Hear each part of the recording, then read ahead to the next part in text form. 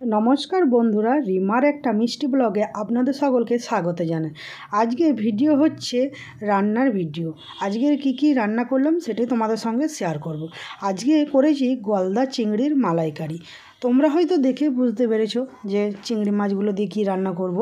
তাই প্রথমেই গলদা চিংড়িগুলোকে আমি ভালো করে ধুয়ে নিয়েছি, আর একটা ডানাগুলো আমি রেখে দিয়েছি, দেখবো কেমন টেস্ট লাগে।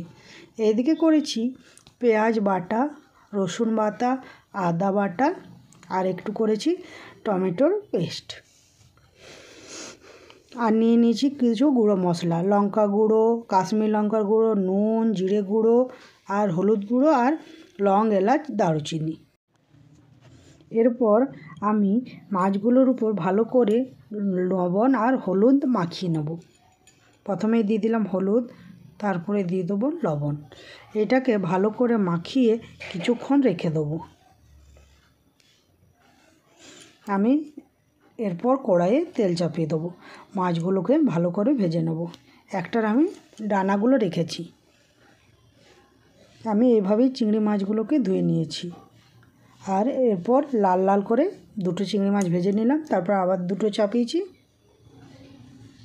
এরপর আমার পুরো মাছগুলি সব ভাজা হয়ে গেছে কমপ্লিট। এবারে আমি রান্নার জন্য আবার কড়াইটা চাপিয়ে দেবো। দিয়ে দিলাম পরিমাণ মতো তেল, সর্ষের তেল দিয়েছি। এরপর দিয়ে দেবো ফোড়নে লং, এলাচ, দারুচিনি। এরপর দিয়ে দেবো পেঁয়াজ বাটাটা ভালো করে কষবো, নাহলে তো মশলার গন্ধ ছাড়বে, সেই জন্যে। এরপর দিয়ে দিলাম রসুন বাটাটা, এটাকেও ভালো করে কষাতে থাকবো।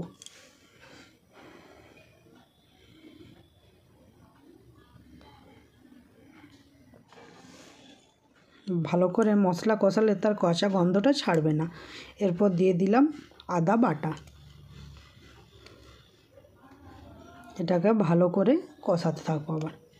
তারপরে দিয়ে দেবো টমেটোর পেস্টটা।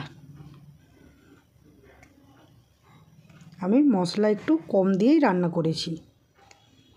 তারপর এটাকে ভালো করে কষিয়ে নেব। কষানো প্রায় হয়ে গেছে। এরপর দিয়ে দিলাম গুঁড়ো মশলাগুলো। এরপর এটাকে ভালো করে কষাবো, একটু একটু করে জল দিয়ে ভালো করে কষাতে থাকবো যতক্ষণ না তেল ছেড়ে আসছে। আচ্ছা, তোমাদের কার কার গলদা চিংড়ি ভালো লাগে অবশ্যই কমেন্টে জানানো। আমার কিন্তু খুব ভালো লাগে। এরপর দিয়ে দিলাম নারকেলের দুধটা। আমি নারকেলটাকে মিক্সিতে পিষে তার দুধটা বার করে নিয়েছি।